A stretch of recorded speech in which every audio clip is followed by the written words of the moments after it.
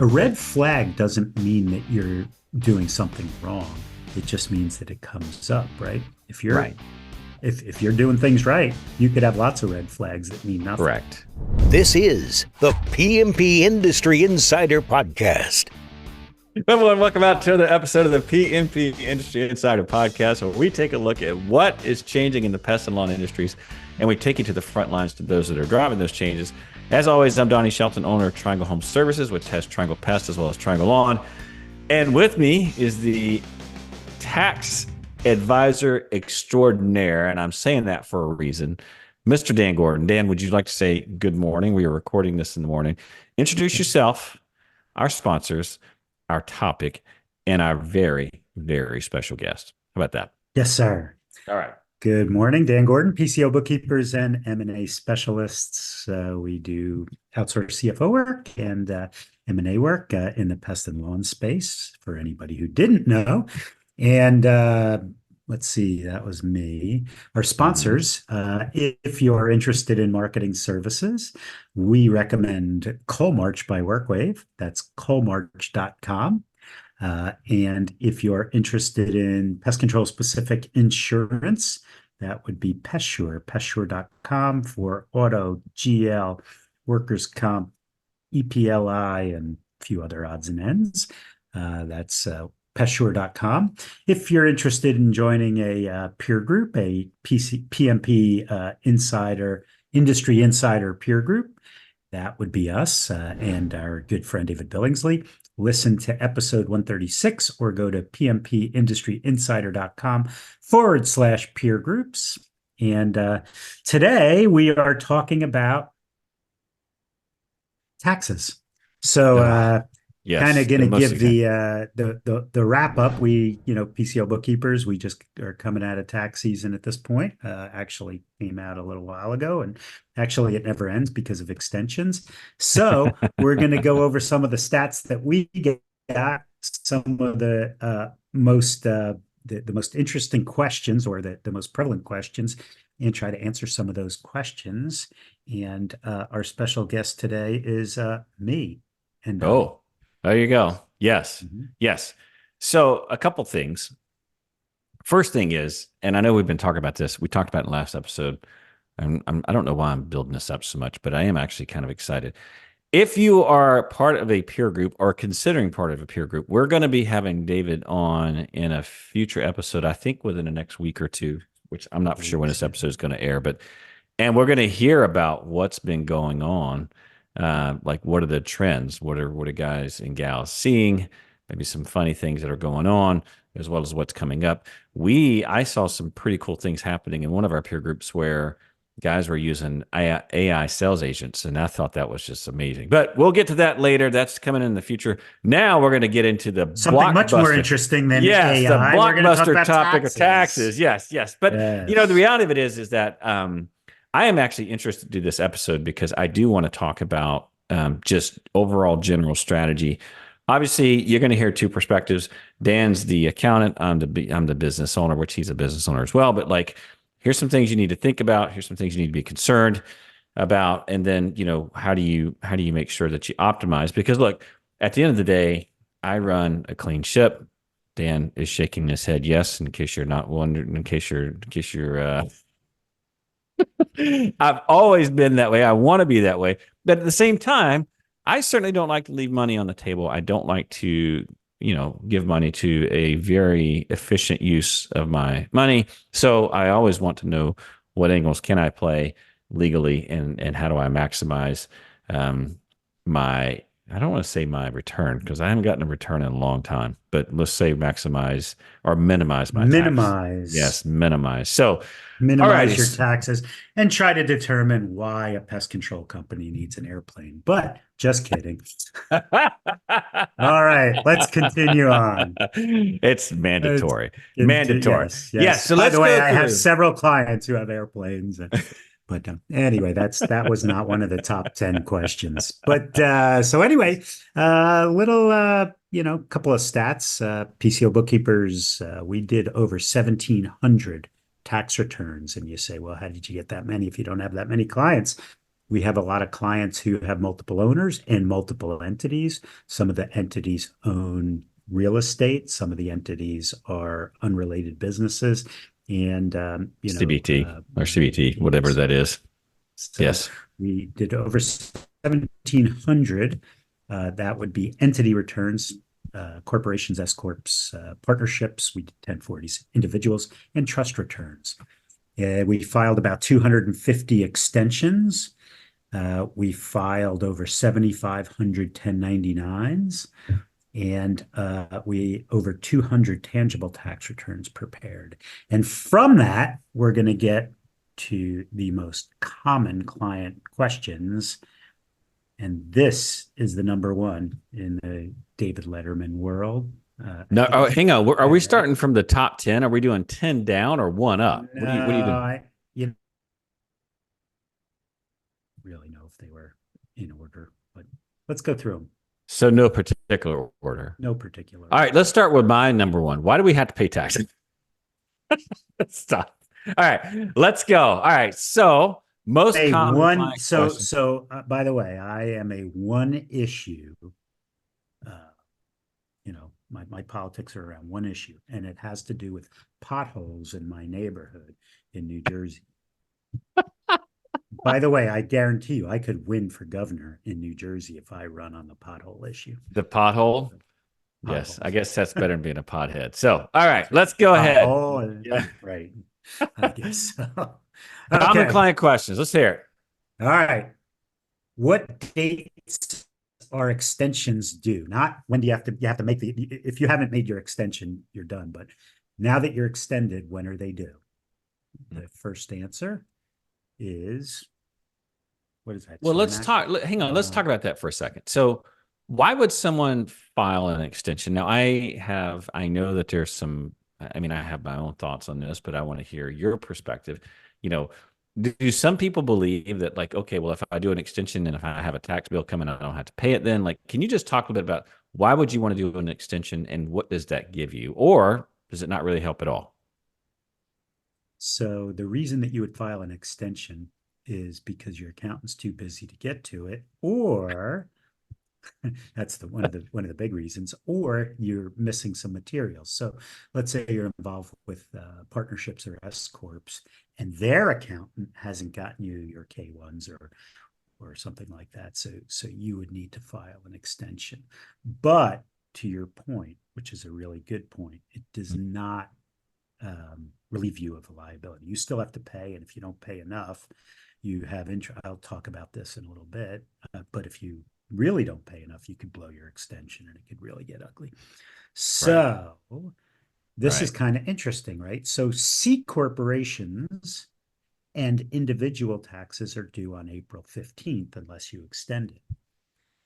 S corps and partnerships and other pass-through entities are due on March 15th. Why do you think that is?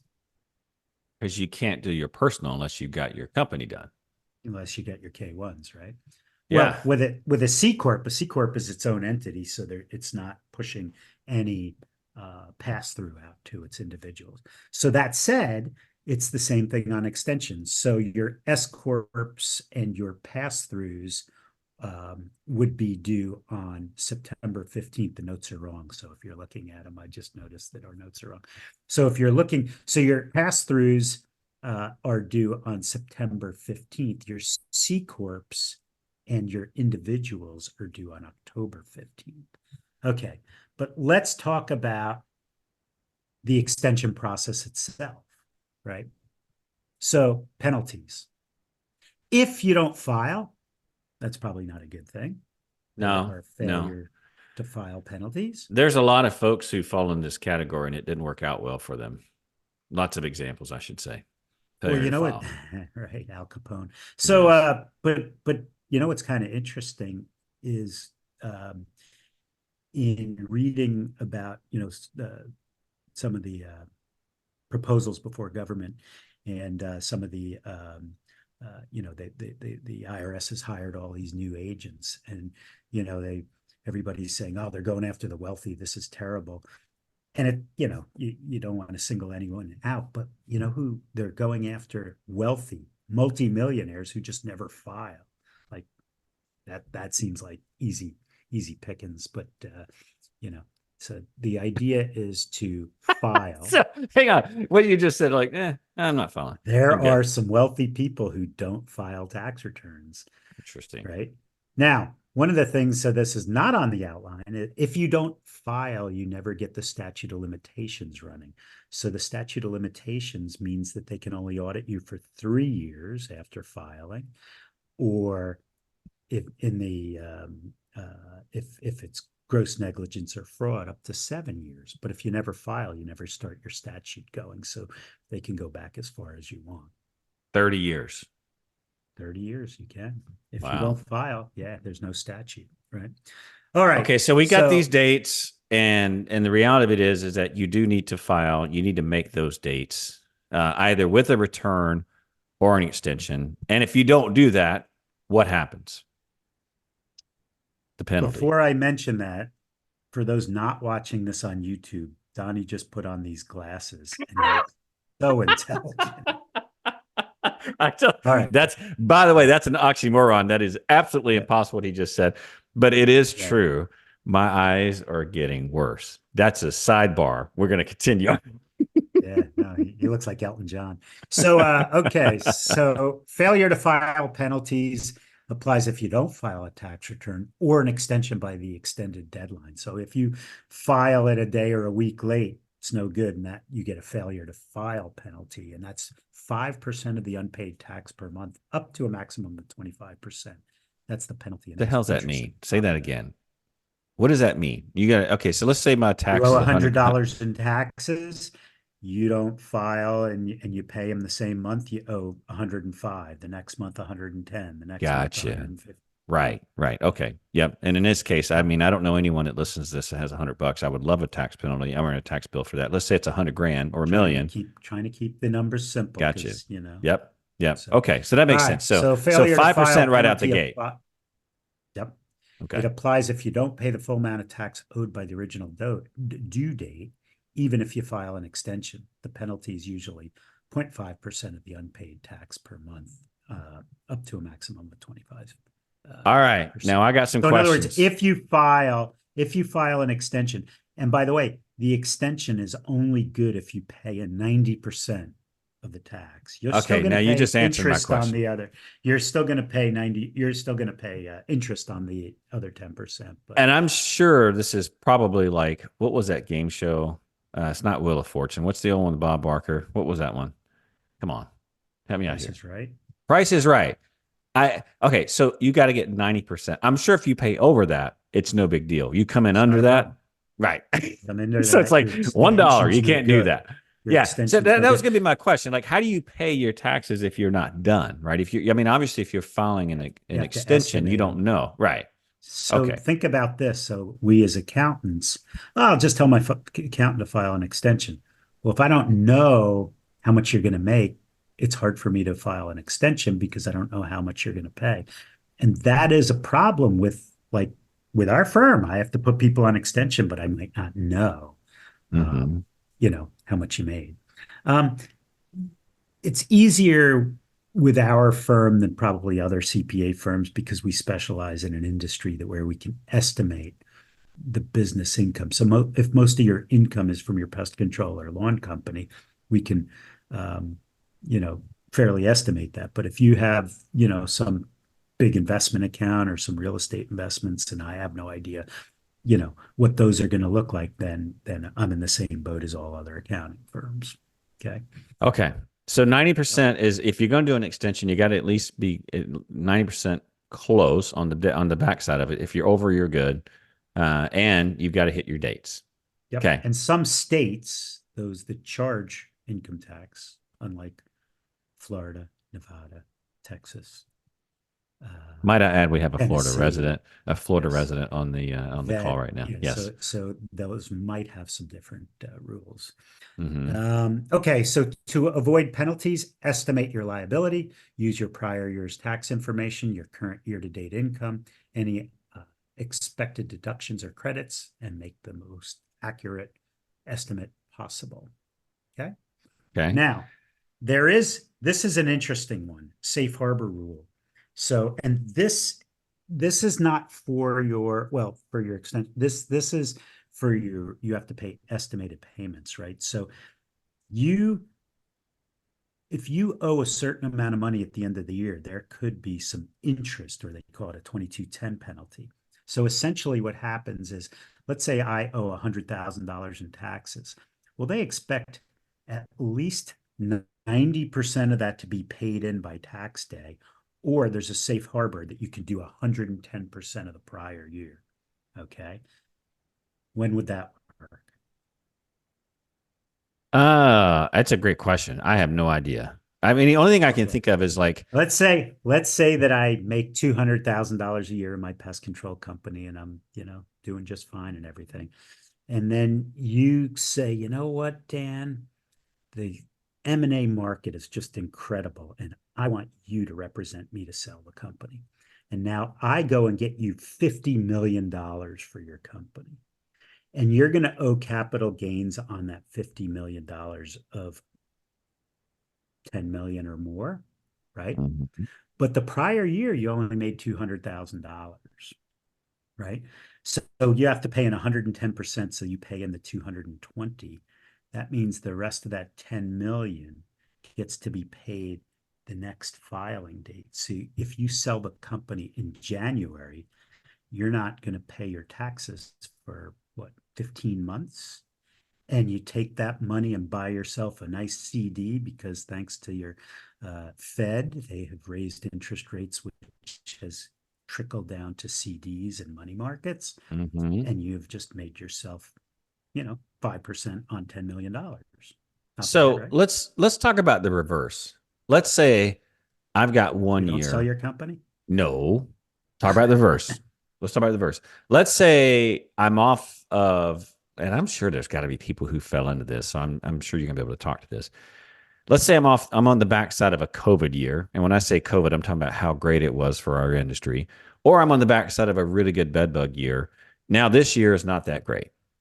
This year, I'm going to make, I don't know, a fraction. Let's say I'm going to make 25%. Or I decide to invest in some marketing thing. Or how about that $10 million hit the next year? You're back to Right. So point is like, if you take my tax liability from last year, which is way higher than what it's going to be this year, do I have to make that payment based on previous? Remember, even though I know it's going to be way lower. Either 90% of the current Either liability, gotcha, or 110% of the prior year. So you have to figure 90%. Gotcha. Okay. So there's just not like you're going to be like, oh my gosh, I can't pay my tax bill, even though I'm not going to owe taxes. Gotcha. Nope. Okay. You might be that way anyway, but it won't be as a result of this. So, all right. Okay. Interest on underpayments will still accrue from original due date, even if you file an extension. So let's see, state taxes, many states have different penalties and interest rules. You could check with your state or give us a call. Happy to go over that with you. Okay. So gotcha. Are we good with extension? I think so. I mean, I think the main takeaway for our listeners to this is that, number one, know your dates. Number two, know that, you can't, and I'm sure most of our listeners know this, right? You can't kick the amount owed down the street. By saying, well, I'll go on extension. You don't right, exactly, from the extension. You get an extension for filing. Right. And then I think the other thing would be is just know, look, there has been times that I have taken a penalty because I will tell you, because at the time I needed the cash flow. This was many years ago, but I did, and I'm not recommending you do that. I'm not giving any kind of tax advice, but I have done that in the past. The penalty is no good, but the interest, like if you do if you're paid in over 90% and that 10%, you're just going to pay interest, no penalties, right? And if you pay that, the interest rate, I don't want to say that it's competitive with a bank, but it's not awful. It's not crazy. Again, not recommending you do that. I'm just saying, there are times when a lot of people do it. A lot of people definitely do it. So, yep. Okay. Yep. Key Key lessons that we've learned: record keeping is king. We didn't learn that this year. We learned that every year. The importance of meticulous and year-round record keeping.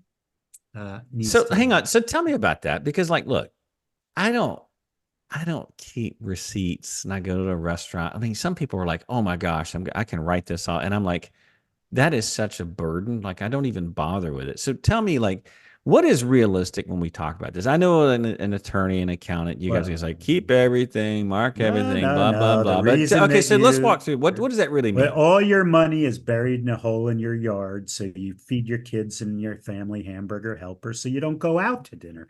But Mhm. there are people who go out every night, not saying, and if that happens to be a business expense where you can document who you were with, what you spoke about, that would be a business expense. And the So easiest way to do it, but hang on actually, the though. easiest way to do it is to pay it out of your business, but to keep that receipt and document what happened there. You either So have can you just Outlook or like you take a can, picture, or do you gotta like have the? I mean, yeah. So I we know I'm use, like, but it's no, just like I hear that all the time, and I'm like, that's just at least I think it's like I'm like that's unrealistic. There's no way. no, we use that program Dext or Receipt Bank, right? Where you take a Let's picture talk. and shoot it right in. Do expand. Keep going. It's Dext. What is it called? So Dext, it's a program that we use that sits on top of Bill.com, right? So Uh-huh. if you go out to dinner, or maybe you have a bill that you want to pay, and you take a picture of it with your phone, you push it up to Bill.com, it goes into Bill.com, or you can push it to QuickBooks, but Bill.com allows you to go through the approval process and everything. But if you push it to QuickBooks, you can push it right into your accounts payable. And or if you want to just attach it to a transaction in QuickBooks, it's Dext, Dext. Okay. I'm gonna bring this in, and this is gonna be bad, and I'm sure Dan's gonna get mad at me and want to edit it out. So if you're listening to this, this means I made it. There was an article. Did you see this article that came up on the Times, the Sunday Times? This was out of like London or something like that, about Gary Rollins. No, You didn't see this, but it has to no, do, this it past has to, week. yes, it came up this past week. I will link it up, assuming that this makes it. Um, but they like, obviously they're a publicly traded company. And I'm just going to read you the very first line of this article. Hold on, you had this all locked and loaded for this. Go ahead. No, I did not. I promise I did not. I promise I did. Shareholders paid for the billionaire executive of a pest control company to spend roughly $567 per day on dining expenses last year.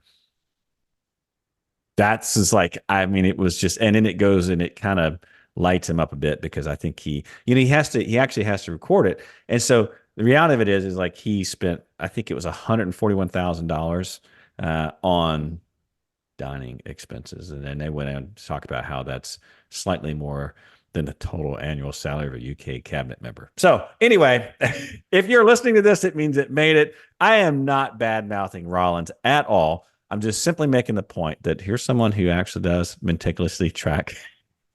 You got to meticulously track it. Maybe he was hungry. Maybe he was hungry. Maybe he was hungry. He was So, hungry.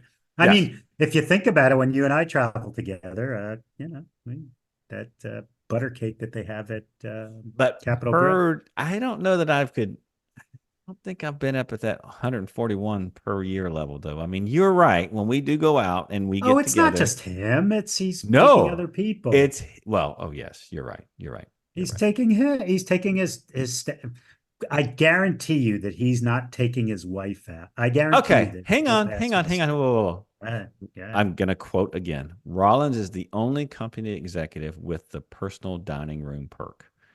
He cost shareholders $545,000 in total in 2023 after paying more $300,000 to take trips on the company's private jet, blah, blah, blah, blah, blah. So let me give you the counter to that so that you don't have to edit that whole thing out, because I am a big fan of Rollins. There was an analyst who basically they said that what a great company that Rollins, why doesn't he take more money? Why doesn't he for salaries and whatnot?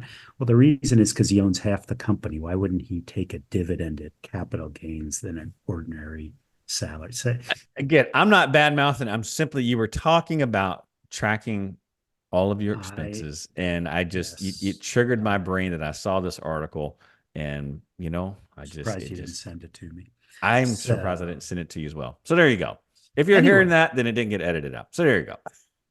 great company, It is a great company. outstanding company. Yes. I really I am mean, very, listen, in all reality, I'm always impressed with the discipline of Rollins. So don't take any of this as me bad mouthing Rollins. It was just an interesting article, and it had to do with our topic. So having said all of by that, the way, I believe that I was doing some research the other day. They're selling for 7 times revenue and about 40 or 50 times EBITDA. They must be doing okay. they're doing all They're right. doing something. Yeah, right. I don't think we need to replace that leader if that's what, if you're reading that. Anyway, all right. Yes.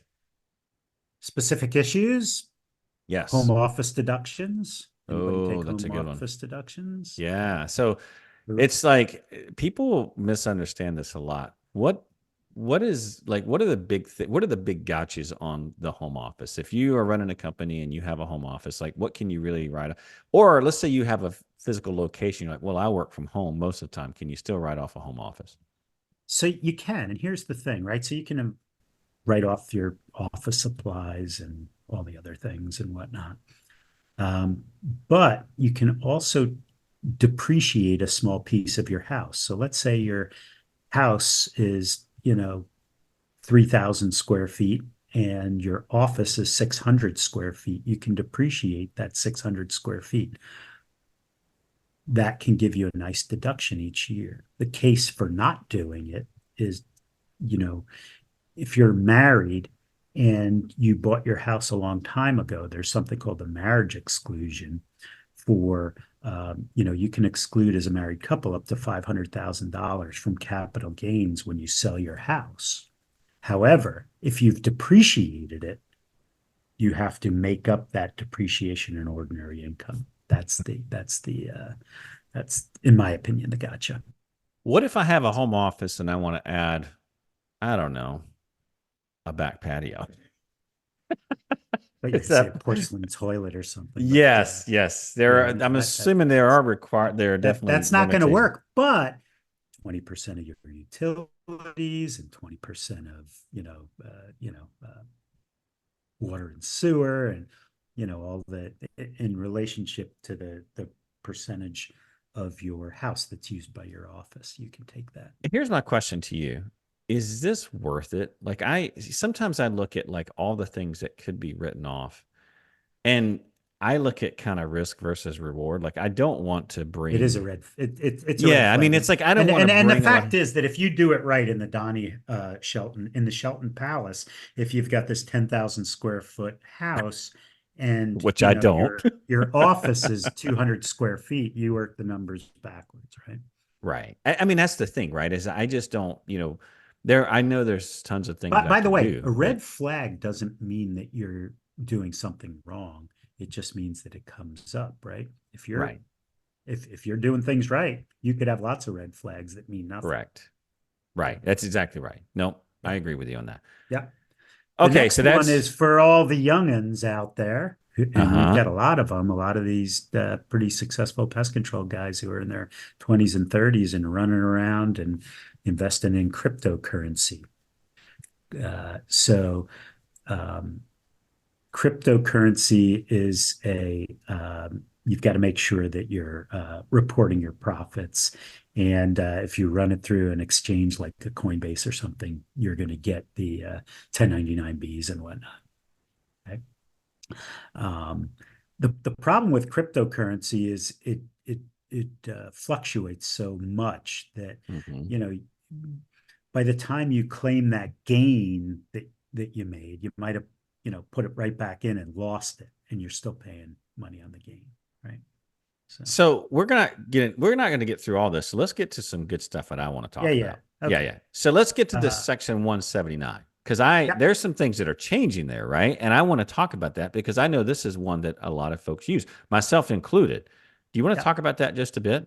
Yeah. So with a 179 deduction, if you make purchases over $2.89 million, then you don't qualify for it. But maybe some people are, right?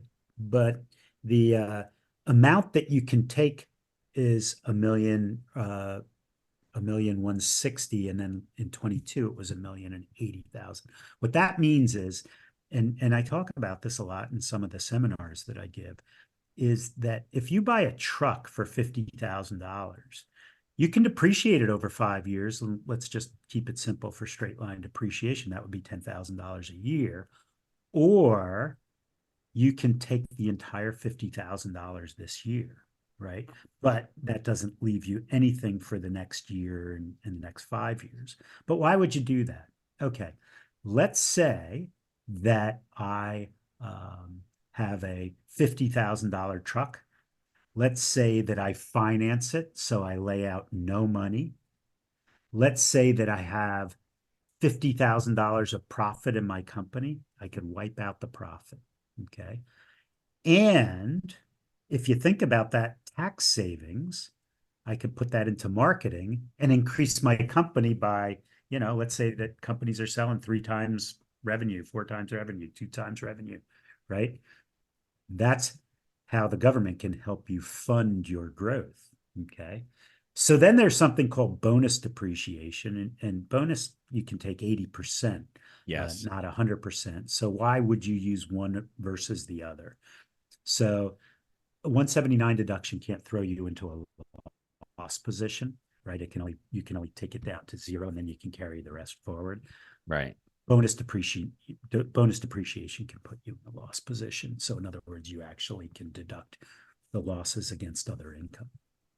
But now that's changing, right? I mean, it used to be, wasn't it like 80%? It was 100%. Now was 100, right? But there's and all of talk this that it is might gonna, come up.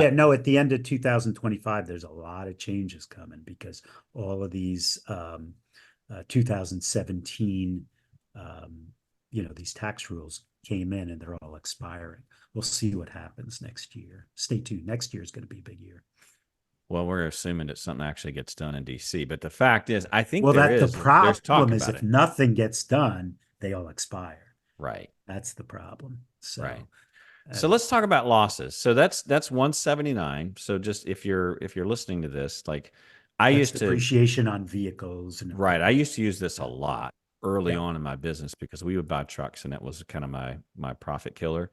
Obviously, we've gotten past that now, and I can't do that anymore. But if you're listening, it is important that you understand 179 quite well. Call Dan if you don't understand it, and it is important that you understand this bonus depreciation because it is a perk that is scheduled to go away. Whether or not it'll go away, who knows? But that's for Dan to But figure out. remember, if you finance the vehicle and you take it all this year, in year 2 through 5, or however long your loan is, the only thing you can deduct is interest, nothing else. Right. So all you're accelerating. So good tax planning means that you accelerate expenses and defer revenues. That's what you're trying to do. And I will say this though, there are cases where that actually still makes sense, right? If you had a really good profit year and you're just like, I can't totally make the payment sense. or something like that. It's like, take it, take it all because you get yourself in a better position the following year. So the problem is if you get on the 179 crack where you're buying 5 or 10 trucks a year, and then all of a sudden the growth levels out and holy crap, I'm used to this $1 million deduction.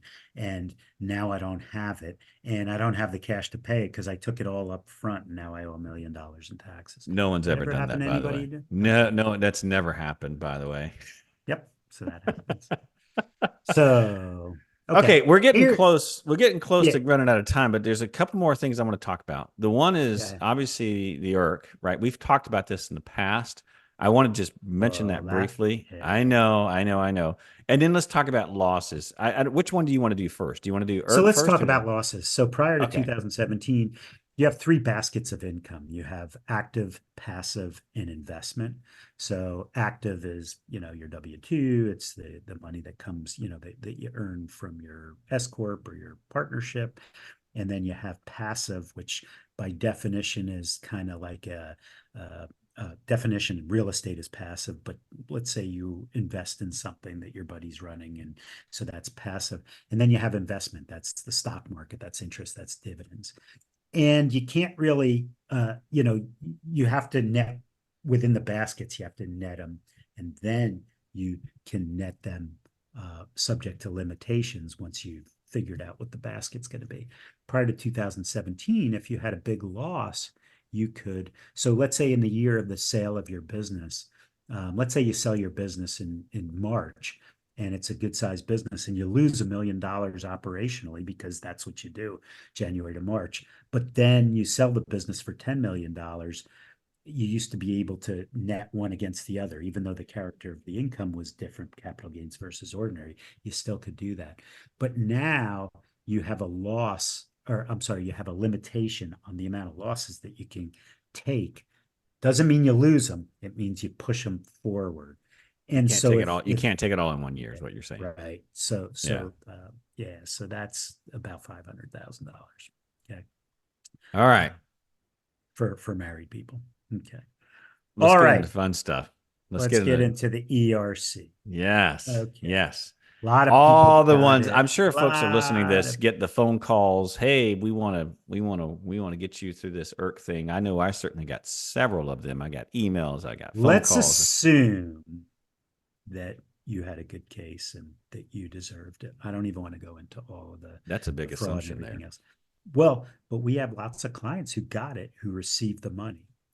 Now, then you say, well, is the money that you get taxable? Well, the IRS will say, no, it's not taxable. But what they say is it reduces the wages that you deducted the prior year. So if you deducted $200,000 and Right. but So you it get is. a $50,000 ERC, now it's 150 and you have to, pay the government back. So it's kind of a ass backwards definition, So it is. but you still have to pay it back. And so if you do that, right, there's a you can you amend the return. So it was available for 2020 and 3/4 of 2021. So you would have to amend those returns for that year. And it's a pain in the neck because you have to amend your payroll tax return, you have to pay your income tax return.